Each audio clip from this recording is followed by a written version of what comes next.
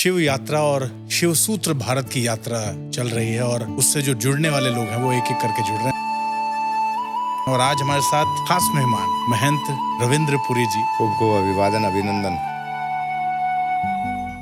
नीलकंठ मंदिर जो है गुरुदेव, उससे जुड़ा रहस्य, उससे जुड़ी कहानी अगर आप उसको थोड़ा विस्तार में बता पाएंगे। तो नीलकंठ अपने आप में एक ऐसी जगह है जो हमारे शरीर के, मन के, बुद्धि के जो ताप हैं, यानी जो हमारे मन में जहर है, जो सामाजिक रूप में आज एक विष फैला हुआ है, उसको शांत करने की अगर कोई जगह है तो नीलकंठ महादेव का क्षेत्र है। शिव की जो यात्रा आपने समझाई है कि आपको शव रूप में आना होगा अगर शिव की आराधना। शमशान में जब हम जाते हैं, उस यात्रा को लेके हम जाते हैं तो उस समय हम वैराग्यवान रहते हैं। प्रत्येक व्यक्ति वहाँ जाकर के भाव विवल होता है, शोकग्रस्त होता है, लेकिन वैराग्य भी होता है कि यार कुछ नहीं है, आज नहीं तो कल सबको यहीं आना है। अगर भौतिक भाव में रहेंगे तो कितना ही पूजा पाठ करते रहे, कोई अर्थ नहीं। अगर भाव नहीं है, वहाँ एक लोटा जल चढ़ाने से कौन सा शिव प्रसन्न हो जाएंगे। तो शिव को अगर समझना है तो शमशान वाली भावना से अगर आप जाएंगे तो शीघ्र समझ जाएंगे।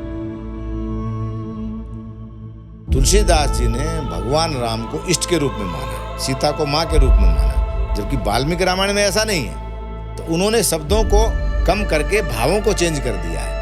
तो वो शब्दों को जो आगे पीछे लिखा, ढोल, गंवार, शूद्र, पशु और नारी सकल ताड़न के अधिकारी, तो उन्होंने जो शब्द लिखे हैं उसमें भाव ये है। शमशान वासी क्या सही में शमशान में वो विद्यमान रहते हैं? शमशान में शिव तो कैलाश में रहते हैं। आज के समय में अगर हम देखें तो भारत की या पूरी दुनिया की स्थिति ऐसी हो गई है, पांचों तत्वों को हमने भ्रष्ट कर दिया है। कलयुग को कैसे देख रहे हैं? क्या ये कलयुग का एक्सट्रीम है अभी? जिस कलयुग की कल्पना ऋषियों ने शास्त्रों में कहा गया, उसका तो अभी प्रारंभ काल है। नमः पार्वती पते हर हर महादेव। बहुत स्वागत नीतिपथ के स्पेशल एपिसोड में। शिव यात्रा और शिव सूत्र भारत की यात्रा चल रही है और हम ये मानते हैं कि भारत में एक शिव आंदोलन की शुरुआत हो चुकी है और उस शिव आंदोलन में शिव के जो गण हैं, शिव को जो मानने वाले हैं, जिस शिव ने इस भारत का निर्माण किया है, उससे जो जुड़ने वाले लोग हैं वो एक एक करके जुड़ रहे हैं। और आज हमारे साथ खास मेहमान महंत रविंद्र पुरी जी, जो महानिर्वाणी अखाड़ा से हैं और हम आज उनके पास पहुंचे हैं।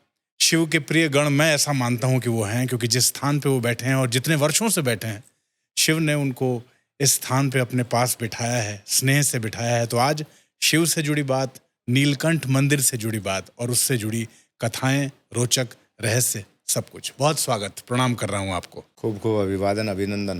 पहला तो प्रश्न यही कि आपके लिए महादेव कौन है? सिद्धि सदन सन्मति के दाता, मुद मंगल संसार, गणपति रिद्धि के प्रिय पति, बंदो बारंबार, आज आपके पित्र की प्रिय लीला विस्तार, भाषा सकल शुभोधिनी, रचूं करो निस्तार। शिव शिव तम सब जगत के, रक्षक तेज निधान, कर त्रिशूल से मेटियो, तीन शूल जग जान, अपने तीसरे नेत्र से भस्म कीजियो जाल, जग जंगम जंजाल जगजीत होए बेकाल। भगवान शिव की व्याख्या करना, ये काम मात्र शिव ही कर सकते हैं। उनके किसी अंश या उनके अवतार के रूप में जो महापुरुष हुए हैं या उनके जो गण हैं या सन्यासी जो योगी साधना करते हैं, ये बिल्कुल असंभव है। और शिव जो कि सूक्ष्म से सूक्ष्म और विशाल से विशाल, भगवान शिव का उल्लेख जो पुराणों में आता है, नीलकंठ महादेव का जैसे आपने चर्चा किया, समुद्र मंथन के समय जब 14 रत्न समुद्र से निकले तो उसमें एक रत्न अमृत के साथ जहर भी था, जिसको हम लोग विष कहते हैं। तो जब उस कोलाहल विष को धारण करने की परिस्थिति आई तो भगवान विष्णु और अन्य देवताओं के आग्रह के बाद भगवान शिव ने उस कोलाहल विष को धारण किया। उनके गले में उसको जैसे उन्होंने उसका पान किया तो शरीर का जो रंग था वो सारा नील लोहित भगवान शिव को कहा गया है। यानी भस्म का रंग उनका है, लेकिन गले का जो विशेष कलर था वो ज़्यादा ही नीला हुआ, तो इसलिए उनका नाम पड़ा नीलकंठ। और जो वर्तमान में नीलकंठ महादेव हमारे यहाँ जो हिमालय की जो प्रारंभ है, ऋषिकेश के ऊपर पहाड़ियों में जो स्थित प्राचीन जो विग्रह है भगवान का, वो जैसा हमारे गले में हड्डी का जो आकृति होती है, उसी आकृति का नेचुरल पत्थर है। और वहाँ ऐसी पौराणिक मान्यता है कि 88,000 वर्ष भगवान शिव ने अपने उस विष को शांत करने के लिए तप किया था, इसलिए उसका नाम है नीलकंठ महादेव। दूसरा, अगर मैं शिव शब्द की एक साधारण बुद्धि से, अल्प बुद्धि और अल्प ज्ञान से मैं उसकी व्याख्या करूं, तो शिव का मतलब है ब्रह्म, जो सब में समाहित है। अगर व्याकरण से हम उसका संधिच्छेद करते हैं, ई की मात्रा हटाते हैं तो बनता है शव। शव का मतलब होता है डेड बॉडी। तो ये जो बोल रहा है यही शिव है। जब शिव अंदर से निकल गया तो बचता है शव। जैसे मणिकर्णिका घाट पर एक शव को ले जा करके हम शिव में विलीन कराते हैं, तो ये शिव जो है, इसलिए भगवान ने किस वस्त्र को धारण किया? भस्म को, क्योंकि वो शाश्वत है। पंचभौतिक जो स्वरूप सृष्टि का विधाता ने बनाया, अग्नि जल पृथ्वी वायु और आकाश, तो वो पृथ्वी का एक स्वरूप है। उसमें अग्नि का भी स्वरूप है, उसमें जल का भी स्वरूप है, भस्म में वायु का भी स्वरूप है। इसलिए शिव ने उसी तत्व को धारण किया। सामाजिक जीवन में अगर हम देखें तो शिव निराकार है, और साकार स्वरूप में जो भक्तों ने जिस जिस भावना से उनकी प्रतिमा और विग्रह का ध्यान किया, वो उस रूप में है। वास्तविकता में लिंग जो शब्द है उसका अर्थ है चिन्ह, यानी लीनम इति गच्छेत लिंगम, अर्थात जो सबको अपने अंदर लीन कर ले और जो सब के अंदर लीन हो। ज्योति यानी हमारे शरीर में, जो हमारे हृदय स्थान में, जैसा भगवान कृष्ण ने गीता में कहा है, ममे वांशो जीव लोके जीव भूतो सनातना, कि हे अर्जुन, संसार के जीव मात्र में मेरा ही अंश है। तो वो निराकार ब्रह्म का जो रूप, ज्योति के रूप में आत्मा का जो स्वरूप है, जिस प्रकार से हम पूजा में दीपक जलाते हैं, तो उसकी जो लो है वही आकृति शिवलिंग की है। यानी वो हमारी आध्यात्मिक चेतना को जागृत करने का एक प्रतिबिंब है। आज्ञा चक्र से जब हम ध्यान लगाते हैं तो उस ध्यान की जो मुद्रा है वो शिव की ही मुद्रा है। तो जितना भी संसार में जो आज तक घटित हो रहा है या आगे भी जो घटित होगा, भूत भविष्य वर्तमान, वो सब शिव की ही एक लीला है। अगर उनकी इच्छा है कि भगवती सती या पार्वती के रूप में कोई शंका है, तो शंका के रूप में एक देवी का रूप प्रकट हो जाता है जी। निद्रा के रूप में एक देवी का रूप प्रकट हो जाता है। या देवी सर्वभूतेषु निद्रा रूपेण संस्थिता, यानी निद्रा का स्वरूप कैसा होना चाहिए, तो भगवती साक्षात दिखाती कि ऐसा होना चाहिए। तो जितने भी भगवान के विग्रह हैं संसार में, क्योंकि शिव के जितने विग्रह संसार में मिले हैं आज तक, दूसरे किसी देवता का ऐसा प्राचीन मंदिर, दूसरे देवता जो अवतरण के रूप में आए हैं, कृष्ण हैं या राम हैं, वो एक पंचभौतिक शरीर पुरुष के रूप में स्त्री से जन्म लेकर के आए हैं। भगवान शिव को अजन्मा, अविकारी, निराकार और साकार दोनों स्वरूप में माना गया है। यानी अफ्रीका में अगर आप जाएंगे तो वहाँ गोल्ड माइंस में कई जगह खुदाई हुई है जहाँ 12-12 ज्योतिर्लिंग निकले हैं। अगर गल्फ़ में हम जाते हैं तो गल्फ़ में पीछे कई बार खुदाई में आता है कि पूरा शिव परिवार के विग्रह निकलते हैं। तो इससे ज्ञात होता है पौराणिक जो इतिहास है हमारा, भारत का जो भूमि है वो एक भगवान का हृदय स्थान है। संपूर्ण पृथ्वी का हृदय क्या है? भारत है। और भारत का हृदय है महाकालेश्वर, यानी महाकालेश्वर ज्योतिर्लिंग जो उज्जैन में स्थित है उसको भारत का गर्भ स्थान माना गया, यानी पृथ्वी का मध्य भाग है वो। तो शिव जो बिंदु के रूप में हमारे शरीर में स्थित है, उसके विग्रह जैसे जैसे भक्त आए, जैसे सौराष्ट्र सोमनाथ जय श्री शैले मल्लिकार्जुनम, 12 ज्योतिर्लिंग की हम जब व्याख्या करते हैं तो सोम ऋषि जो थे जी, उनकी तपस्या से प्रसन्न होकर के भगवान ने चंद्रमा को, यानी चंद्रमा यानी सोम ऋषि के रूप में अवतरण किसका हुआ? माता अत्रि के गर्भ से 3 पुत्रों का जन्म हुआ। ब्रह्मा के अंश से सोम ऋषि, शिव के अंश से दुर्वासा, विष्णु के अंश से दत्तात्रेय भगवान। तीनों ने बाल स्वरूप लेके सती का जो सतीत्व के परीक्षण किया था, और महर्षि देवऋषि नारद के द्वारा एक जो व्याख्यान दिया गया तीनों देवियों को कि आप लोगों से बड़ी सती अनसुईया है, तो उसकी परीक्षा के लिए उन्होंने अपने पतियों से आग्रह किया। तो भगवान को जाना पड़ा और कुछ ऐसी कंडीशन रखी, निर्वस्त्र होकर के हमको भिक्षा दीजिए। तो महर्षि अत्रि ध्यान में बैठे थे, और कोई भी पतिव्रता स्त्री सती का ये दायित्व है उसके पति के अलावा किसी का ध्यान ना करे। उसने अपने उस पति के परमेश्वर स्वरूप का ध्यान किया कि ऐसी एक सांसारिक रूप से जिसको देखें तो एक अलौकिक क्रिया के साथ में लौकिक जो लोकाचार व्यवहार है, उसमें एक ऐसी असभ्यता के वातावरण में मैं फंसी हूँ जहाँ 3 संत आए जो भिक्षा मांग रहे हैं, और भिक्षा में उनका जो आग्रह है वो ऐसा है जिसकी कल्पना करना दूर है। तो भगवान कहते हैं, अत्रि ऋषि स्वयं वो भी विष्णु के अंश थे, तो कहते हैं तुम गंगा जल लो, प्रतिज्ञा करो, मन में तीनों देवों का ध्यान करो, और ये ध्यान में लगाओ कि आप तीनों बाल स्वरूप होकर मेरा स्तनपान करें, यही मेरी भिक्षा है। तो उस भगवती के अंश से पुत्र पैदा हुए। तो सोमनाथ जो बना वो एक भक्तों के आधार पर, सौराष्ट्र यानी वर्तमान में जो गुजरात राज्य है। रामेश्वरम जैसे तो भगवान राम ने स्वयं उसकी स्थापना किया, इसलिए रामेश्वर, राम के ईश्वर। ईश्वर जी। जहाँ हम बैठे हैं कनखल में, ये भगवान दक्ष की राजधानी, राजा दक्ष जो थे ब्रह्मा जी के मानस पुत्र, जिनकी एक कन्या थी भगवती सती, तो भगवान शिव की प्रथम पत्नी, उनका जन्म स्थान है। तो ये दक्षेश्वर शब्द का अर्थ ही है दक्ष के ईश्वर, रामेश्वर अर्थात राम के ईश्वर। उसके बाद में मल्लिकार्जुन यानी अर्जुन के साथ में किरात नाम के एक आदिवासी का स्वरूप धारण करके भगवान शिव ने मल्लयुद्ध किया। मल्लयुद्ध, अच्छा जी। श्रीशैल मतलब पर्वत का नाम, श्रीशैले मल्लिकार्जुनम, तो उससे उसका नाम पड़ा मल्लिकार्जुन। ओंकारेश्वर में ममलेश्वर ज्योतिर्लिंग है, जो एक ब्राह्मण की जिज्ञासा के कारण, ममत्व के कारण जो है भगवान प्रकट हुए। उसके बाद दारुका वन यानी द्वारका के पास में नागेश्वर महादेव है। परली में जैसे वैद्यनाथ है, परल्याम वैद्यनाथ, वैद्यनाथ जो रावण के द्वारा शिवलिंग लाया गया। इसी प्रकार से कृष्णेश्वर है महाराष्ट्र में, औरंगाबाद के पास जो है। तो कृष्णा नाम की एक राक्षसी थी जो भगवान शिव की भक्त थी, उसको प्रसन्न करने के लिए उन्होंने उसका स्वरूप धारण किया, तो उसी के नाम से वो नाम पड़ा भीमा शंकर।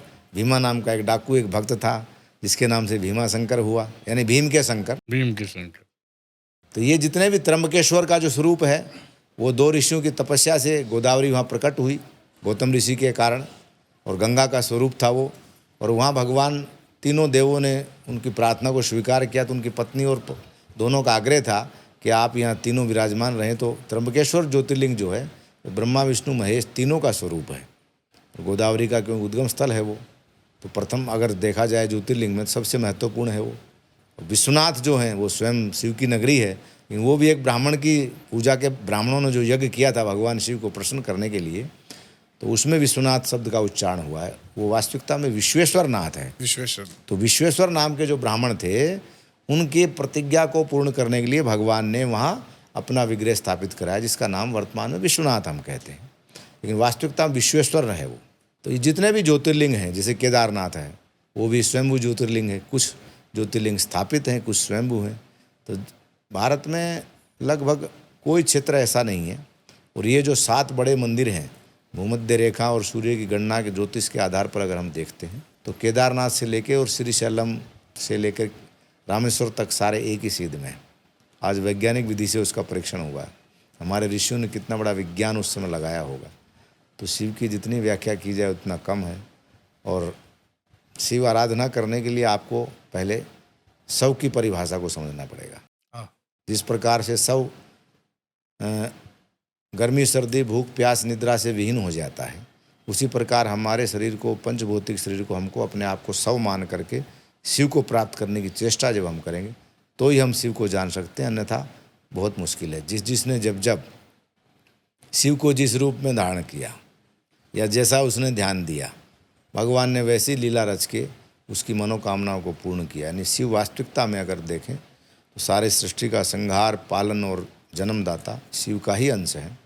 और शिव स्वयं ब्रह्म है, और एको ब्रह्म द्वितीय नास्ति, शंकराचार्य ने जैसा कहा है, ब्रह्म एक ही है, दूसरा हो ही नहीं सकता है। तो उन्होंने स्वयं इसका परिपाटित किया समाज में सिद्धांत अर्धनारीश्वर स्वरूप, कि स्त्री भी मैं ही हूँ, पुरुष भी मैं ही हूँ। जैसे हमारी जो भौतिक शरीर है, उसमें जो है बायां जो हिस्सा है, चंद्रमा का जो हार्ट हमारा है, वो स्त्री तत्व में है। वीर्य की जो थैली हमारा जो पुरुष तत्व है, वो दाएं हिस्से में सूर्य का भाग है। तो प्रत्येक शरीर के अंश में शिव और पार्वती का निवास है। अब उसको जागृत करने के लिए किसी सुयोग्य गुरु की आवश्यकता पड़ती है। गु यानी अंधेरा, रू यानी प्रकाश। जो उस प्रकाश को हमें जागृत कराए, यानी उस अंधेरे से प्रकाश की ओर जो सत्ता ले जाती है, उसका नाम है गुरु। और वो गुरु अगर हमें मोक्ष दिलाता है, शिव तत्व को प्राप्त करा देता है, वो उसका नाम है सदगुरु। गुरुदेव, एक बड़ी महत्वपूर्ण बात, और मुझे अंदर से इस कौतूहल इस बात का है कि मैं इसको थोड़ा और आपसे समझने का प्रयास करूं। ये शव से शिव की जो यात्रा आपने समझाई है कि आपको शव रूप में आना होगा अगर शिव की आराधना है, इसको थोड़ा आप अगर आप बताएं। शमशान में जब हम जाते हैं, हमारे पंचभौतिक जो समाज में बंधन है हमारे, उस यात्रा को लेके हम जाते हैं, तो उस समय हम वैराग्यवान रहते हैं। प्रत्येक व्यक्ति वहाँ जा कर के भाव विवल होता है, शोकग्रस्त होता है, लेकिन वैराग्य भी होता है कि यार कुछ नहीं है, कुछ नहीं, आज नहीं तो कल सबको यहीं आना है। तो वो जो स्थिति है मन की, मन बुद्धि इंद्री के द्वारा वो जो परिस्थिति उस समय हमारे भावों में रहती है, उसी भाव को हमको साधना के समय अपने आप को उसी भाव में लाना पड़ेगा। का मेरा कहने का भाव यही है कि उस भाव में अगर हम रहेंगे, शमशान वाली भावना में, तो शिव तत्व को शीघ्र हम प्राप्त कर लेंगे। अगर भौतिक भाव में रहेंगे तो हम बेलपत्र चढ़ाते रहें, जल चढ़ाते रहें, अब कितना ही पूजा पाठ करते रहें, कोई अर्थ नहीं अगर भाव नहीं है तो। जिसके सिर पे स्वयं गंगा बहती है, वहाँ एक लोटा जल चढ़ाने से कौन सा शिव प्रसन्न हो जाएंगे? वो एक प्रतीकात्मक भाव है जी, क्योंकि शिव क्रोध का स्वरूप भी है। हमारे आज्ञा चक्र या हमारे शरीर में जो क्रोध भाव है, जो वासना का भाव है, उसको शांत करने के लिए निर्मलता की भावना से जल का भगवान को समर्पण किया जाता है। जल क्योंकि पवित्र है, जल यानी हमारी बॉडी के आधार पर देखें तो बॉडी में 69-70% जल है।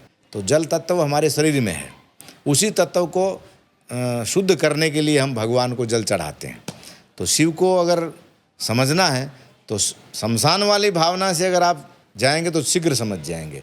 और राजसीय भावना से अगर जिसने जब भी शिव को ध्यान किया है, जितने भी राजा महाराजा भगवान के अवतार हुए हैं, एक उल्लेख आता है पुराणों में कि नरसिंह का जब अवतार हुआ तो भगवान के भक्त जो थे प्रहलाद, जिनके बाल्यकाल से विष्णु की भक्ति के कारण भगवान ने एक ऐसा रूप धारण किया क्रोध का, और जब नरसिंह के अवतरण का समय पूरा हो गया तो किसी भी अवतार का एक समय निश्चित है। जैसे हमारे शरीर की एक गति है, गर्भाधान संस्कार से लेके शैया संस्कार तक 14 संस्कार जो हमारे उल्लेख शास्त्रों में है, यानी माता के गर्भ में जब हम स्थापित होते हैं उस दिन से लेकर और इस पंच भौतिक शरीर से आत्मा जब विच्छेदन करेगी तब तक का समय निर्धारित है। ये आज भी है, प्राचीन परंपरा है।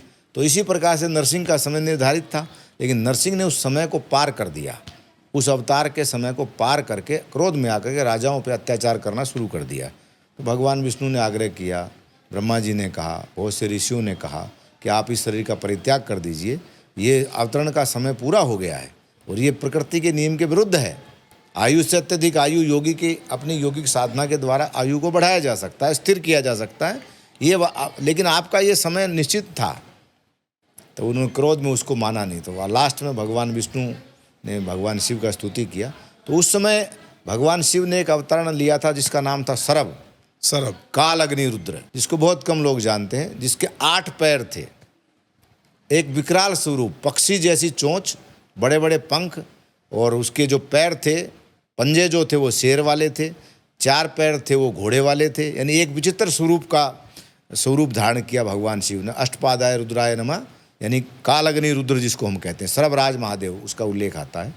तो उन्होंने नरसिंह को पकड़ा और आकाश मंडल में ले जाकर के जहाँ गुरुत्वाकर्षण शक्ति खत्म हो जाती है वहाँ पूरा नरसिंह का अपने पंजों से जब चमड़ा उतारा शरीर का, तब नरसिंह को ध्यान आया कि मैं कौन हूँ और जो मुझे ले जा रहा हो। तब उन्होंने देखा भगवान शिव स्वयं है। तो उसने कहा, नरसिंह तुमने उस विष्णु तत्व का उल्लंघन किया, इसलिए ये स्टेप उठाना पड़ा कि एक ऐसे स्वरूप को मुझे धारण करना पड़ा कि जो प्रकृति में कभी ना हुआ है ना कभी होगा। यानी ये काम शिव ही कर सकते हैं, संहार। यानी विष्णु का भी अगर संहार करना है तो वो शिव ने किया। तो उसके बाद फिर नरसिंह का उन्होंने मोक्ष किया और उस शरीर का विच्छेदन हुआ। तो इस प्रकार से भगवान शिव की जो लीलाओं का वर्णन शिव पुराण या अनेकों पुराणों में आता है। तो पुराण का मतलब होता है जो प्राचीन कथाएं हैं उसको एक जगह अगर हम संकलित करके भाषा के आधार पर आज के समय में समझें तो व्यास जी ने उपनिषदों और वेदों का जो सार था उसको सामाजिक घटनाओं से जोड़ करके आम जनमानस इस भावना से उस भाषा को कैसे समझेगा उसका एक संकलन किया, जिसको 18 पुराणों में विभक्त किया। तो उसमें बहुत सी कथाएं काल्पनिक हैं भक्ताओं को जागृत करने के लिए, लेकिन उसका जो भाव है वो सत्य है।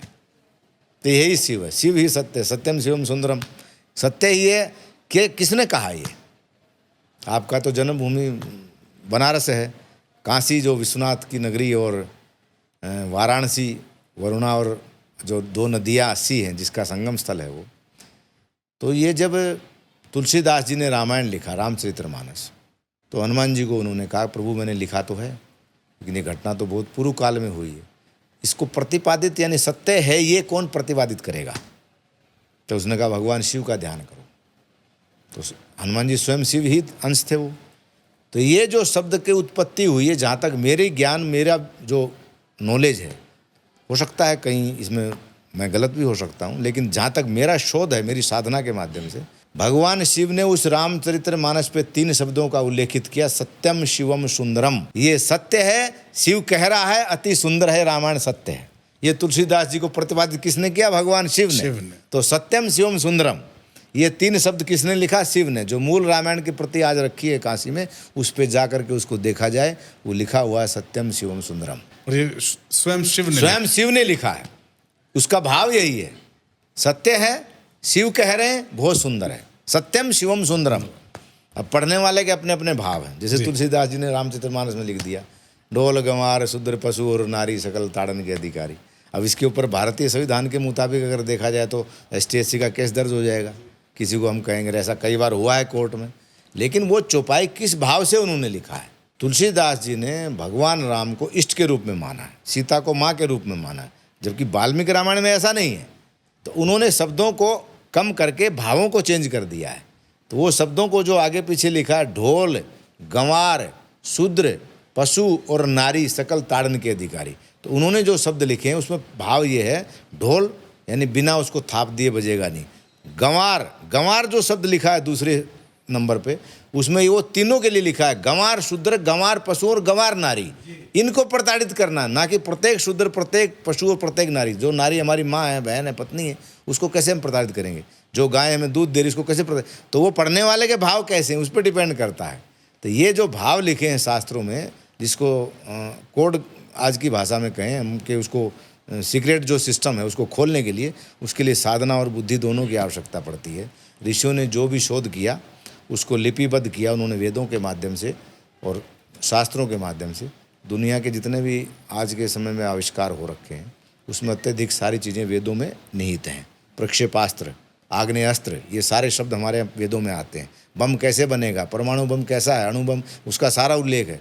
जर्मनी आदि बहुत से देशों ने जो वेदों के हिस्से चोरी करके यहाँ ले गए, जिन्होंने उसका कोड करके संस्कृत के अच्छे अच्छे विद्वानों को यहाँ से ले गए और वहाँ कंपलसरी सब्जेक्ट बना के वहाँ के लोगों को विद्या अध्ययन कराया।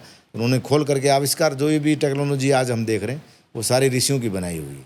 शल्य चिकित्सा, शल्य ऋषि जो जिन्होंने बनाया, जिसको आज ऑपरेशन जो हम कहते हैं, ये प्राचीन काल में भारत में था। कहीं न कहीं पिछले हज़ारों साल से कुछ समय ऐसा आया जिसमें अनपढ़, अंधविश्वास और राजाओं की जो क्रूरता थी, उसके मानसिक प्रेशर में भारत के इतिहास में बहुत कुछ चेंज हुआ है। लेकिन शिव कभी चेंज नहीं हुआ, ना होगा, क्योंकि वो तो ब्रह्म है। हर काल में शिव थे, हैं और हमेशा रहेंगे। शिव गुरुदेव शमशान वासी, क्या सही में शमशान में वो विद्यमान रहते हैं? पृथ्वी नहीं, संपूर्ण पृथ्वी ही शमशान है। वो भगवान एक भावनात्मक रूप से प्रत्येक व्यक्ति को ये दिखाने का चेष्टा करते हैं कि मैं शमशान में रहता हूँ। शमशान में शिव तो कैलाश में रहते हैं। मूल स्थान कहाँ है? कैलाश का अर्थ क्या है? एक ऐसा सुंदर, शीतल, पवित्र स्थान जहाँ इतनी ऑक्सीजन है, यानी इस प्रकार का एटमॉस्फेयर है वहाँ जहाँ प्रदूषण नहीं है। और आज के समय में अगर हम देखें तो भारत की, क्या पूरी दुनिया की स्थिति ऐसी हो गई है, अग्नि जल पृथ्वी वायु आकाश, पांचों तत्वों को हमने भ्रष्ट कर दिया। थोड़ा सा आकाश तत्व बचा है। अग्नि अशुद्ध है, जल पूरा अशुद्ध है, वायु पूरी अशुद्ध है, पृथ्वी को हम लगे हैं नष्ट भ्रष्ट करने में।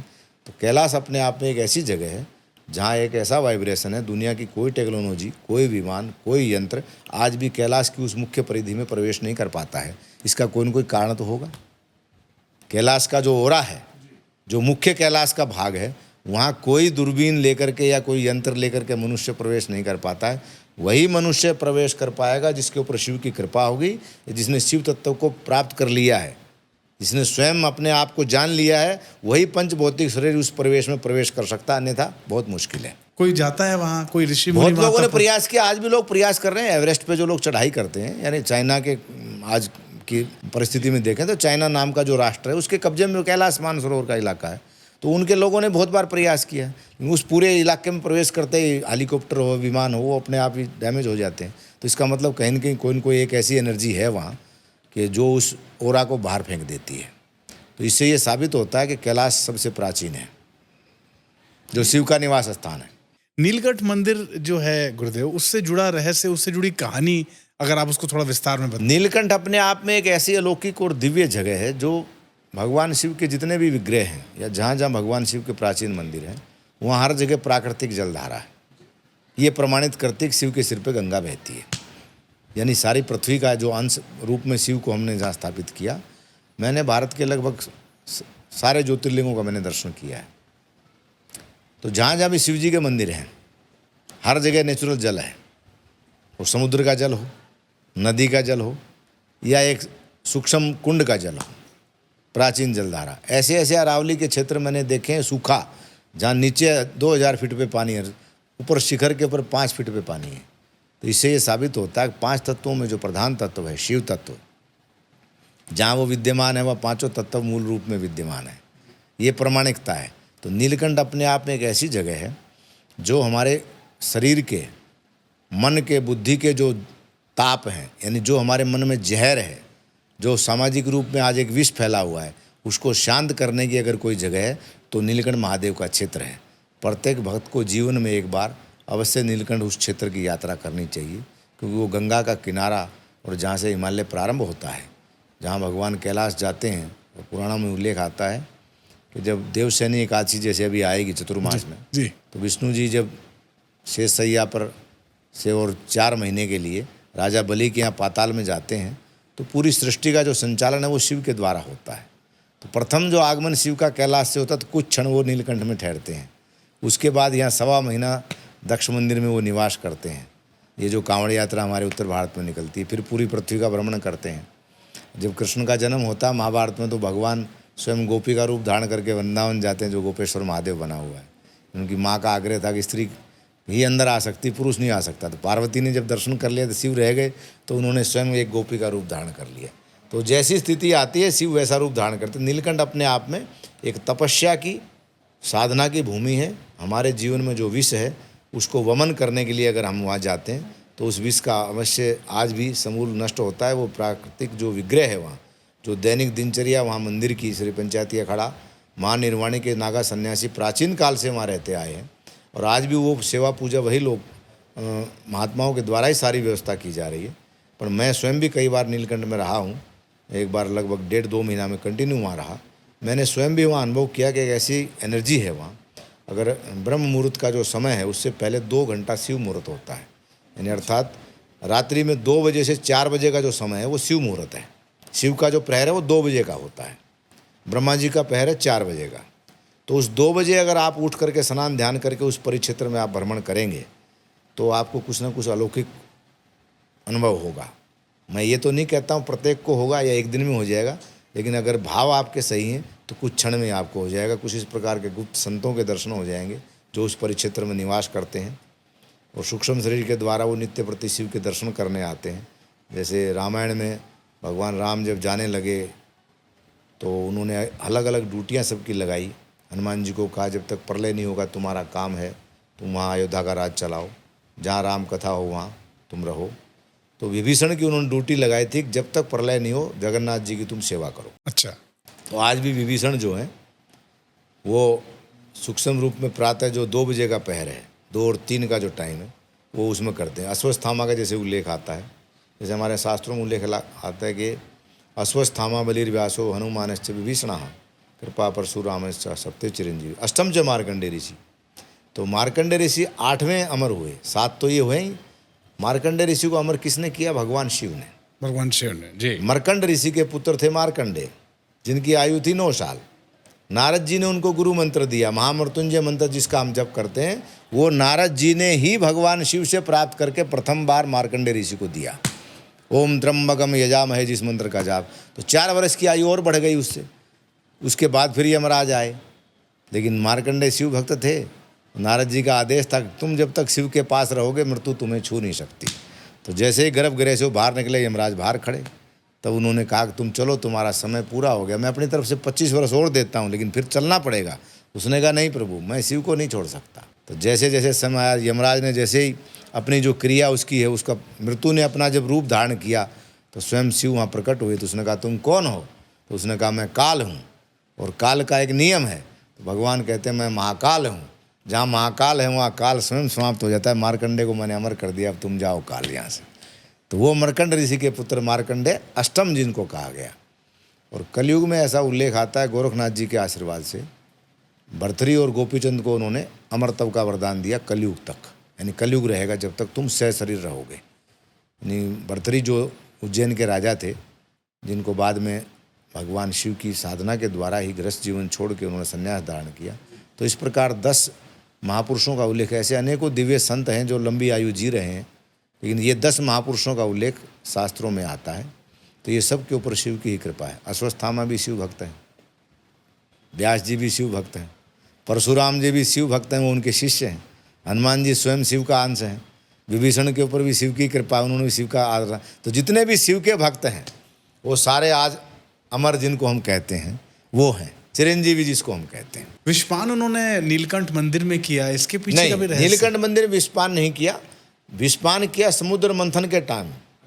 मंदराचल पर्वत जो था जिसका ये किनारा पकड़ा गया समुद्र के किनारे, उस विश्वपान को करके भगवान जब कैलाश जा रहे थे तो उनके गले में जो शरीर, जो पंचभौतिक व्याख्या अगर हम करते हैं, भगवान को कोई जला नहीं सकता है, पर उस समय उन्होंने कुछ समय वहाँ निवास किया और वहाँ के जो उस समय के ऋषि या भक्त थे उन्होंने उस विग्रह को आग्रह के अनुसार भगवान ने उस शक्ति के रूप में समाहित किया कि मैं नीलकंठ के रूप में यहाँ रहूँगा। और कैलाश से जब मेरा प्रस्थान भूमंडल पे कहीं होगा, जैसे भगवान कभी कभी लीलाएं करते हैं, वायु मार्ग से भ्रमण करते हैं पार्वती के साथ में, तो उस समय वो कभी कभी नीलकंठ में, जितने देवालय हैं भारत के, वहाँ कुछ क्षण के लिए शिवरात्रि का जैसे पर्व आता है, प्रत्येक महीने में एक शिवरात्रि आती है, कृष्ण पक्ष की त्रयोदशी तिथि को, एक साल में शिवरात्रि, महाशिवरात्रि फाल्गुन मास में आती है।